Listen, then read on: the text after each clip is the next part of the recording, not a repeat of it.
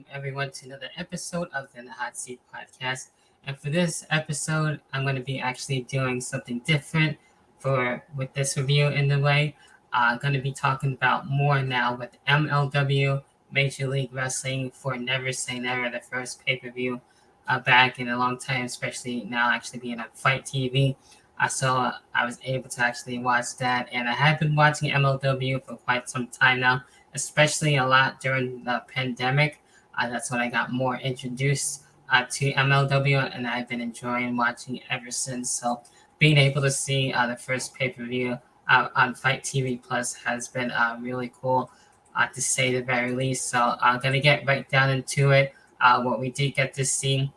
Um, for Timothy Thatcher as well, Tracy Williams. The match was actually going on, but after a while, we did have an injury to, I believe, Tracy Williams, which does suck on that.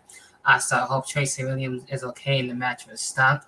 So I'm sure we'll be able to see these two go at it because they're one of my favorites, definitely for sure over time. I've watched Tracy definitely for Ring of Honor for quite some time. And of course, Timothy Thatcher, I really enjoyed him in WWE, especially in NXT. I thought he was really cool there. I felt like we should have seen more of him. So it does suck, and I'm unfortunate that this match had to stop. So hopefully, Tracy Williams is okay. Then we get into no particular order with everything else. The country whipping match, dealing with Manus Warner and Sam Adonis. These two going at it for quite some time and actually dealing with this type of match. Basically, seeing the weapons and everything else getting involved again into a bloody battle. But we did have Madness Warner actually getting his win, which is awesome. So to be able to have him get the win there, which is really cool. So it's been also one of my favorites as well. Then we get into the tag team titles on the line. Sapone and SWAT team dealing with the calling. The calling definitely interesting. Basically on a roll, basically. To try not to say that too many times. But having them be on a roll has been really cool. Being able to do everything that they can to stop Simone SWAT team and Simone SWAT team put on a fight for sure. So that's been really cool to be seeing how they were able to handle things, but they did everything that they could until the end, and having the calling actually get the tag team titles, which really doesn't really surprise me. So I'm sure this with these two will continue things for sure. Then we get into champion versus champion. Both titles basically on the line, which is really interesting for sure. They have the MLW Women's World Featherweight Championship and as well the WXW Women's World Championship on the line. So we had Delmy Axel, who I've been familiar with for quite some time and been a fan of, and she was able to recently win the MLW Women's World Featherweight Championship. So that was really awesome.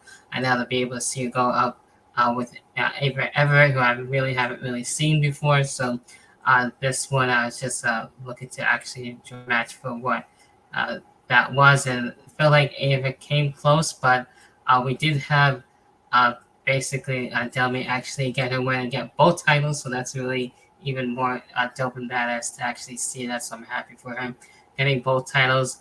I'm really curious to see what's going to be happening next, so she definitely deserves that for sure. We got into the National Openweight Championship, basically what started things off. We had Jacob Fatu and Jean Calvin Tankman, and a really interesting back and forth matchup, basically out of respect for one another to see who will be the better out of the two. And we had Jacob Fatu actually keeping the National Openweight Championship, so really cool with that there, and those two having, like I said, the respect to as well. And then we get into, of course, the main event, being able to deal with the MLW World Championship and dealing with Alexander Hammerstone, Alexander Hammerstone, and as well Alex Kane. Both men actually having to wanting to deal with each other for the world title for quite some time. So I've seen Alex Kane on the rise, especially with dealing with the uppercut and everything else in between. Getting into this moment, really made it for these two for an interesting matchup for sure. At one point, I thought Hammerstone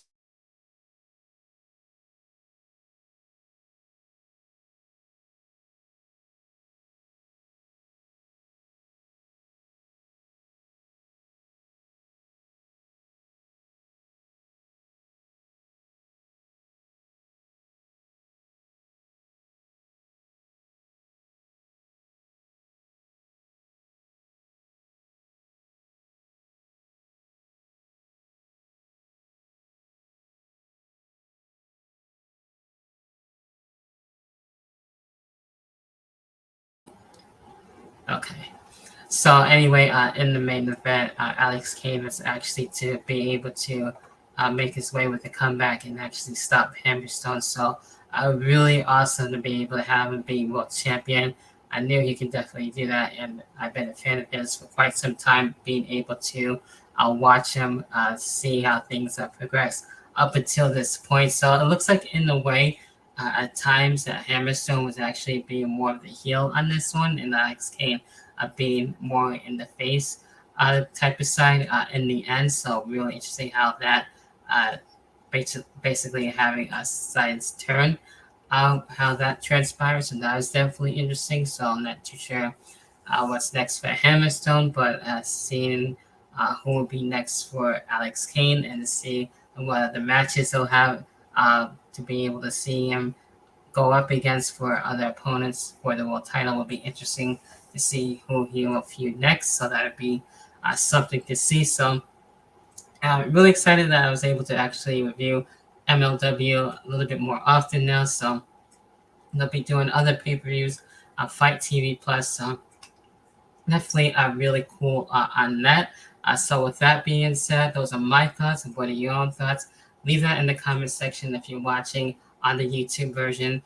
For elsewhere on social media, because I know there's other social medias going on right now besides with Twitter. So we got other stuff like Threads and all that stuff. So kind of more of social media, I guess, more expansion basically social media wars going on. So definitely check me out on all the other socials. And if you want to continue the discussion, as always, that would be awesome as well. So I always appreciate the feedback. Leave a like, subscribe, and hit the notification bell on the YouTube side of things if you want to stay up to date for more of the Hot Seat podcast. More pop culture side things are coming, as well as the pro wrestling, so pro wrestling, pop culture, and as well reviews and interviews, all right here on the Hot Seat podcast. And with that being said, I'll catch everyone next time for the next episode in the Hot Seat podcast.